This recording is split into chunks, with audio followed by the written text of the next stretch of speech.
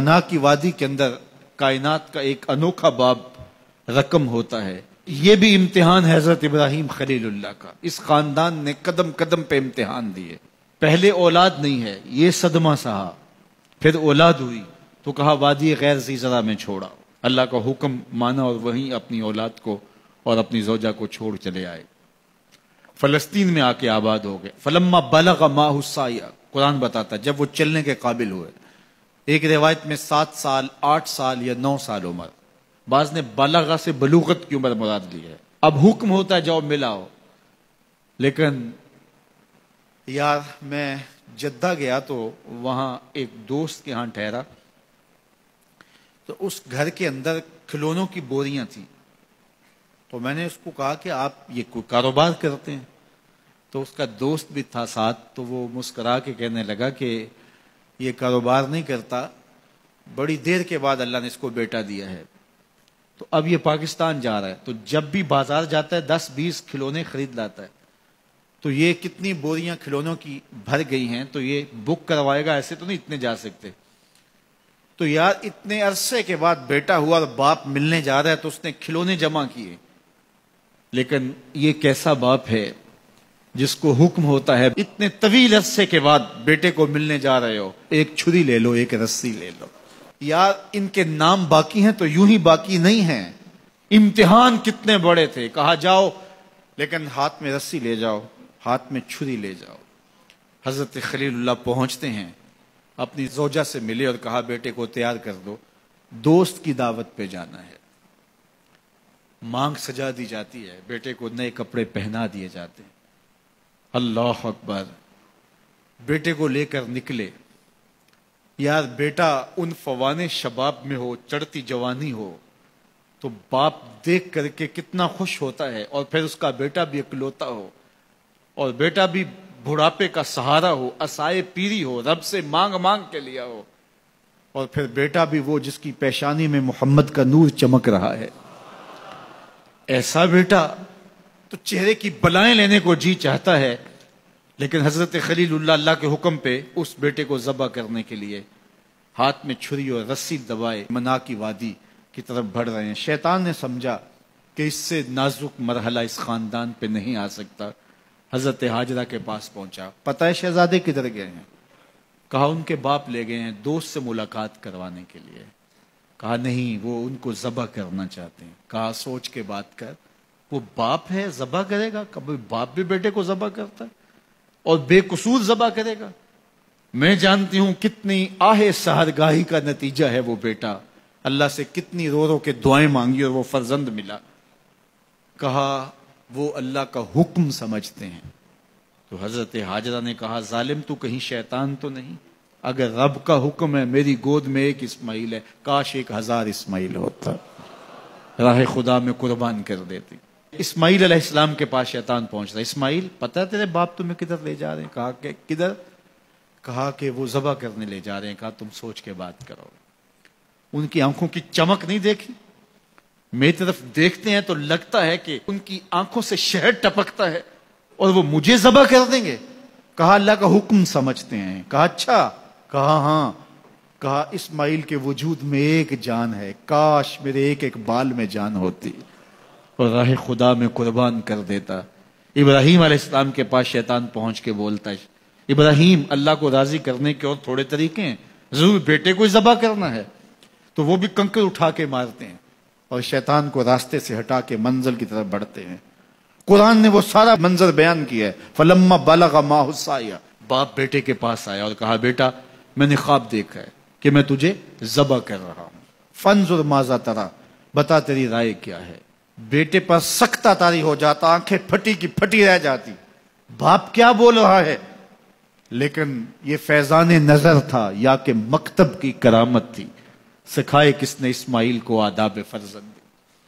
اللہ اکبر. فرزند ہو تو اسماعیل ذبیح اللہ جیسا. فانظر ماذا تری، بتا تیری رائے کیا ہے. بیٹا خاموشی اختیار کر لیتا. السکوت من الرضا، تو سکوت بھی رضا سے ہے، اس کی خاموشی بھی رضا مانی جاتی. اور جب اس طرح کی سراسیمگی کی کیفیت ہو تو خاموشی ہی رضا ہوتی ہے. بیٹا کہتا ٹھیک ہے آپ ذبح کر لیجئے.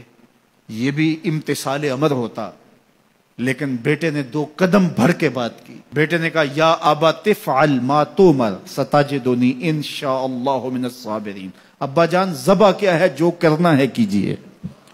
یہ نہیں کہا یا ابا تذبح، ہاں ابا جی ذبح کر لیجئے. ذبح کا جواب ذبح سے نہیں دیا، بلکہ کہا یا ابا تفعل، اے ابا جان کیجئے، ما تؤمر، جو بھی حکم ہو.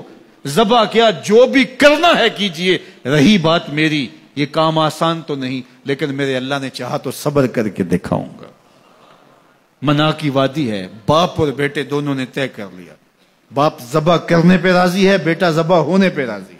یار اسلام من مانی کا نام نہیں ہے، اپنے خواہشات کو پورا کرنے کا نام اسلام نہیں ہے، اپنے آپ کو مالک کے سپرد کر دینے کا نام ایمان ہے. اس کا نام اسلام ہے.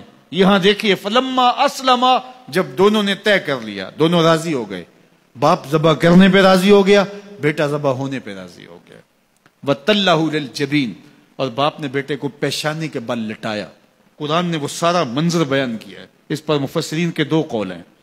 ایک یہ کہ الٹا لٹایا تاکہ کفا سے ذبح کروں، گردن کے پچھلے حصے پر چھری رکھ کے ذبح کروں گا، منمونا چہرہ میری آنکھوں کے سامنے نہ ہو اور میرے دل کے اندر کوئی جذبہ رحم نہ جاگے جس سے اللہ کے حکم کی تعمیل میں دیر ہو جائے. اور دوسرا معنی یہ کیا کہ آپ جانور قربانی کے لیے جو ذبح کرتے ہیں تو اس کی گردن کو بل دے کے اس کی پیشانی کو زمین پہ لگا دیتے ہیں تاکہ یہ رگیں تن جائیں اور ذبح کرنے میں آسانی ہو. حضرت اسماعیل کی معصوم گردن کو بل دے کر کے ان کی پیشانی پتھر کے ساتھ جوڑی گئی. وَتَلَّهُ لِلْجَبِينِ، پیشانی کے بل یوں لٹایا گیا کہ گردن کھل جائے اور بیٹے کو ذبح کرنا آسان ہو. آنکھوں پہ پٹی باندھ لی کہ یہ منظر تو دیکھا نہیں جا سکے گا، اللہ کے حکم کی تعمیل بھی بہر صورت کرنی ہے.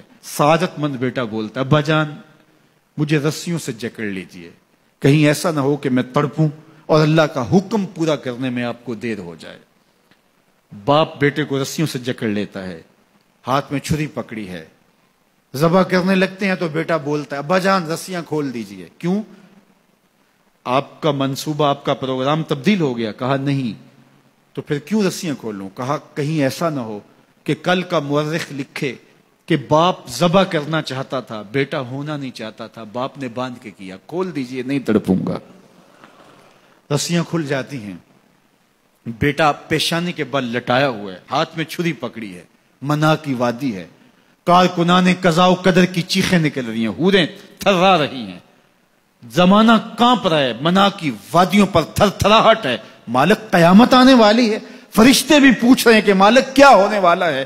کہا تم کہتے تھے انسان کو پیدا کر رہا ہے، سجدے تو ہم کریں گے، ذرا میرے بندے کی ادا تو دیکھو، ذرا میرے بندے کا انداز محبت تو دیکھو، میری فرما برداری، انقیاد امر اور اطاعت اور امتثال امر کی مثال تو دیکھو، ذرا دیکھو میرا بندہ میرے حکم کی تعمیل کیسے کر رہا ہے.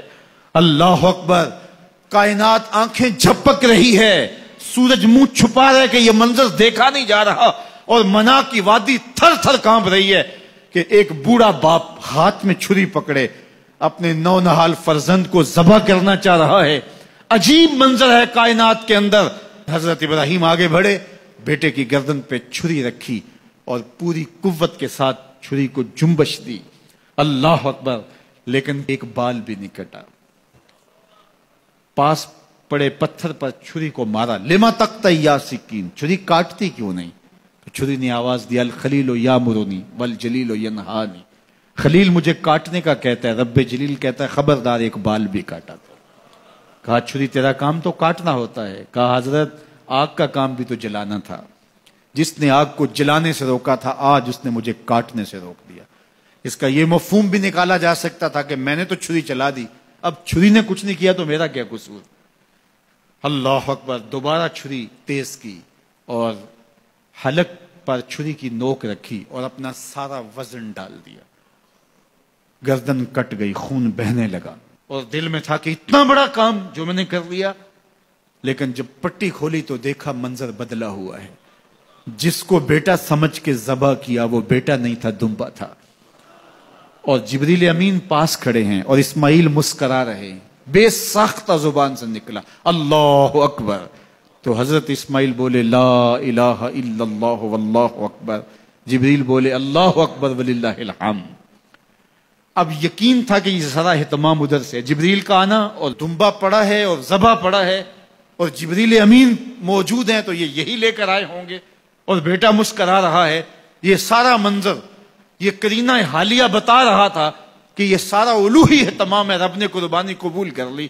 لیکن صرف اتنا ہی نہیں ہوا کہ یہ قرینہ حالیہ آپ کو یقین دلاتا، بلکہ منا کی وادی چمکنے لگی اور وہی کے اجالوں سے پوری وادی روشن ہو گئی، اور آواز آنے لگی وَنَادَيْنَاهُ يَا إِبْرَاهِيمُ قَدْ صَدَّقْتَ الرُّؤْيَا إِنَّا كَذَلِكَ نَجْزِي الْمُحْسِنِينَ۔ یہ منظر دیکھا تو ابراہیم ابھی کچھ سوال کرتے، کسی سے پوچھتے کہ یہ کیا ہوا، اتنے میں وہی نازل ہوئی، اے ابراہیم تو نے واقعی خواب پورا کر دکھایا، اِنَّا كَذَلِكَ نَجْزِي الْمُحْسِنِينَ، ہم اپنے بندوں کو یوں ہی صلہ دیا کرتے۔ تیرے بیٹے کو ذبح نہیں کروانا تھا تیرے ہاتھوں سے، ہم نے تیرا امتحان لینا تھا، بس ابراہیم تیرا امتحان پورا ہو گیا، ہم نے تیری سنت کو اب قیامت تک کے لیے باقی رکھا، قیامت تک کے لیے باقی رکھا۔ اور پھر خود میرا رب کہتا ہے سلام علی ابراہیم، ابراہیم تیرے اوپر سلام ہو۔ اللہ اکبر۔ منا کی وادی کے اندر حج کے موقع پر 40 لاکھ حجاج ہیں، تو کچھ شیوخ عرب کے اور باقی عمراء مخیر سعادت مند لوگ 100 قربانیاں بھی پیش کرتے ہیں، تو کروڑوں قربانیاں منا کی وادی میں ذبح ہو رہی ہوتی ہیں اور حدود حرم میں، اور بے ساختہ زبان پہ نکلتا ہے سلام علی ابراہیم۔